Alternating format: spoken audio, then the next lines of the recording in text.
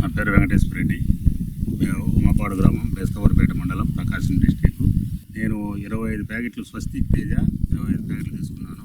మొలక శాతం నెంబర్ 1 ఉంది. వేరు వ్యవస్థ కూడా బాగానే ఉంది. స్వస్తిక్ తేజ చెట్లు బలంగా ఉండి కొమ్మలు కూడా బాగానే ఉన్నాయి. కాపు కూడా బాగా చిక్కగా వచ్చేది.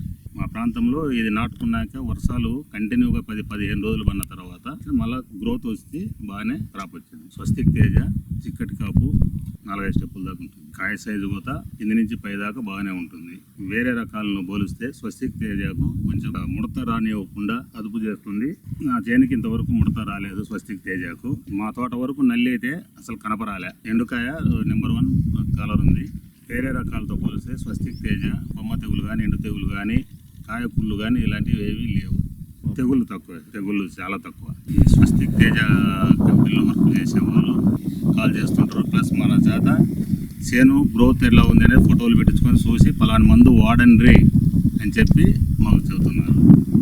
వాళ్ళ ఇంప్రూవ్మెంట్ బాగున్నది. రైతులకు అవగాహన కల్పించేదానికి ఆ మందులు వాడటం వల్ల ఉపయోగం బాగానే ఉంది.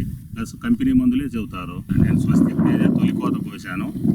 8 క్వింటాల దాకా రేటు, 30 కిలోలు తాలూకాయలు వచ్చాయి. తాలు శాతం చాలా తక్కువ. స్వస్తిక్ తేజ ఎకరానికి 40 క్వింటాలు ఖచ్చితంగా వస్తాయి. ఆల్రెడీ ఇప్పుడు కోసిన్నాను. మళ్ళా కాయ ఉంది కాబట్టి 40 క్వింటాలు వచ్చే ఆస్కారం ఉంది. ఈ సంవత్సరం వేసాను. నేను 2వ సంవత్సరానికి కూడా 30 ప్యాకెట్లు ఆల్రెడీ బుక్ చేసుకున్నాను. స్వస్తిక్ తేజ విత్తనం అయితే బ్రహ్మాండంగా ఉంది, నచ్చింది. ఎవరైనా వేసుకోవచ్చు, వేసుకోదగ్గ విత్తనం. స్వస్తిక్ తేజ